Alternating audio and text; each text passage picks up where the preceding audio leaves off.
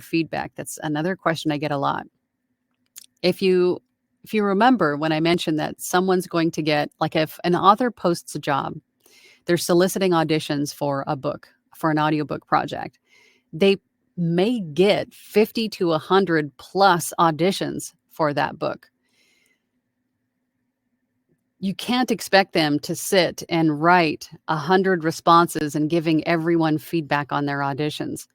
So when they do stop and give feedback and thank you and say, hey, this is great, maybe not for even this project, but maybe the next project, that's fabulous. So always respond to that. If they took the time to do that, then you take the time to respond. Thank you so much for the time and the note, right? I appreciate that. Always be polite and professional and grateful, right? Caesar says, I also have